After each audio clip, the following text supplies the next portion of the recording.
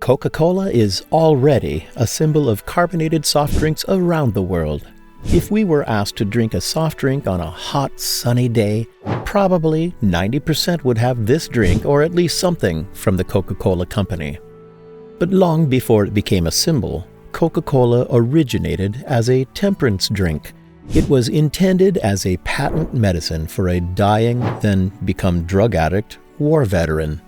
In today's video, we will learn about the invention of Coca-Cola and how it transformed from a remedy for ailments into the most popular soft drinks around the world.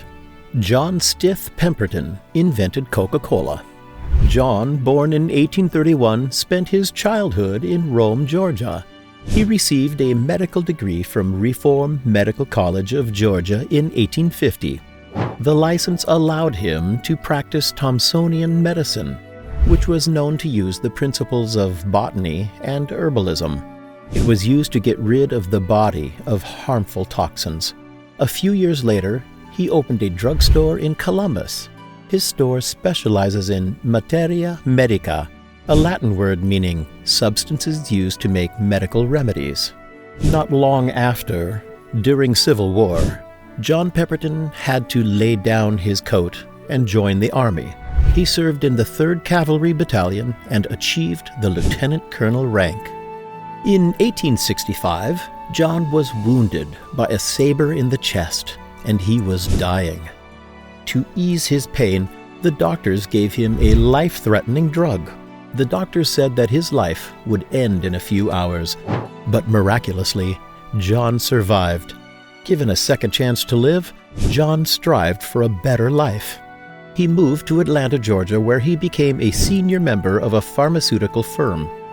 While working there, John was known as the most famous physician in Atlanta. The media called the firm the most impressive lab in the United States. But on the other hand, even though he became very famous, his near-to-death experience made him addicted to morphine.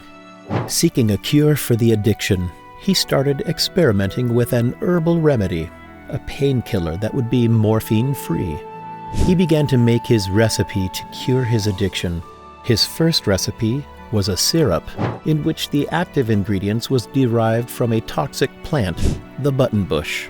Then, being inspired by a drink named Vin Mariani, which contained ground coca leaves and red wine and was known to heal any ailment, he had the idea to do another experiment. The ensuing investigation began with coca leaves and red wine, and he added African's cola nut, the source of caffeine for the beverage. This recipe was named Pemberton's French Wine Coca. Some doctors and pharmacists reported all the ingredients from John's latest experiment as a possible cure for opium and morphine addictions. John was concerned that Pemberton's French Wine Coca could cure addiction, but also depression, anxiety, and alcoholism, especially among war veterans. It could also cure different ailments such as headaches. In 1885, John registered his experiment medicine. Then he began to sell his recipe to partners and contractors who could sell it as they liked. The demand for the remedy started to grow as many used them, but not enough to keep him surviving in the business. And he had to face an obstacle, a challenge that required him to modify his recipe. 1 year after he registered the beverage, Atlanta enacted temperance legislation, a law that banned alcohol consumption. This law pushed John to make an alternative version of Pemberton's French Wine Coca, the non-alcoholic version. He asked another Atlanta drugstore owner, Willis E. Venable, to help him formulate the new recipe, test it, and make it perfect. With Venable's assistance, they created a new formula.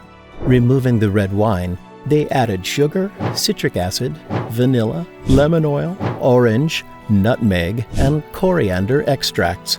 They also added synthetic caffeine to replace the cola nuts when they realized it was extremely bitter. So, John decided to sell this beverage as a temperance drink rather than a medicine. Afterward, Frank Mason Robinson, who served as John's bookkeeper and partner, suggested changing the name to Coca Cola, which refers to the ingredients used in the recipe. He insists to use 2 C's as the name since it is more eye-catching. Robinson is also responsible for the Coca-Cola name writing in the Spencerian script. It was very popular with bookkeepers in that era. It remained one of the most recognized trademarks in the world. Following his partner's suggestion, John sells his recipe to the market. Jacob's Pharmacy in Atlanta, Georgia, was the first sales for the recipe. Drugstore soda fountains were famous then, and John was optimistic about the new formula. But after 1 year, the Coca-Cola sales topped off only at $50, while the cost of the supplies was $70. With a $20 deficit, John saw this as a failure. Thankfully, Frank Robinson had a different perspective. He saw this as usual and said the loss was to be expected since the business was new. He also suggested to make banners, street placards, and store awnings as the remedy's advertising. Hesitated at first, John agreed to run their advertisement, as Robinson insists it was a risk worth taking.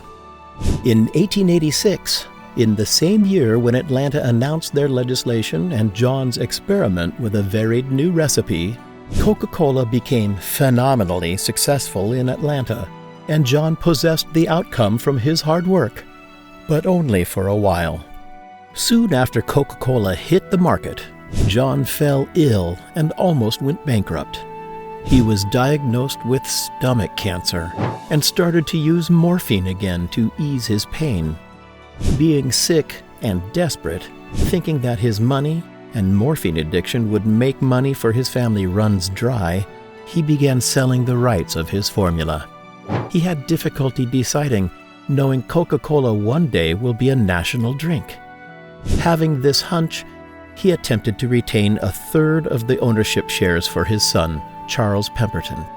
Like it's coming to no end, Charles Pemberton, who was in charge of manufacturing at the time, wanted the money. He, just like his father, later also became a morphine addict. Frank Robinson, fearing that John's vision of Coca-Cola becoming a national drink would be forgotten, tried to find the right investor as John remained bedridden.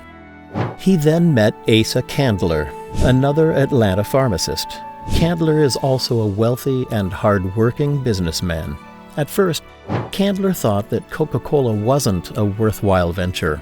But after being convinced by Robinson, Candler bought the formula in 1888. In no time, Coca-Cola sales expanded to pharmacies and grocery stores. Candler also came up with an astounding historical idea. First, he slips a piece of paper that can be redeemed for a glass of Coca-Cola for free. At that time, the soda fountain was a popular hangout spot where many people came to socialize. His astounding idea was considered the first time when a company gave out a piece of paper to redeem something for free, now called a coupon. Thanks to Robinson, once again, John's vision of Coca-Cola becoming a national drink came true. But sadly, John didn't last long enough to see this. After he sold his formula to Asa Candler, he died. Even worse, John died penniless, as he and his son Charles Pemberton sold all of their remaining rights to the formula. In Candler's hand, Coca-Cola expanded to every U.S. state and Canada. After years of selling as a soda fountain drink, a suggestion came from 2 entrepreneurs from Chattanooga, Tennessee, Benjamin F. Thomas and Joseph B. Whitehead. They proposed an idea of bottled Coca-Cola to Asa Candler so that folks can bring it home. Thinking it would be expensive, he signed a contract giving Benjamin and Joseph control of the bottled Coca-Cola production, but with only $1. He thought he had nothing to lose, as he remained content by only selling his company's syrup. Benjamin and Joseph then found another investor to finance their idea. In Chattanooga, Tennessee, the first bottling Coca Cola Company was built. As to Chandler's surprise, The sales of bottled Coca-Cola were extremely high, so their competitors tried to create their versions. This made the company create the iconic contour bottle so that the customers could be recognized they were getting a genuine product instead of the fake one. Years later, the amount of bottled Coca-Cola sold exceeded the number sold in the soda fountain. Until today, Coca-Cola remained the most popular soft drink as it expanded in America and worldwide. It also became the second most recognized brand in the world, behind Nike. Well, that's the story behind Coca-Cola. It originated as a temperance drink and was intended as a patent medicine from a dying-then-become-drug-addict war veteran into the most popular soft drink worldwide. Have you ever heard this story? What inspiration that you gained from the Coca-Cola story? Please share it with us in the comments section and click like and subscribe.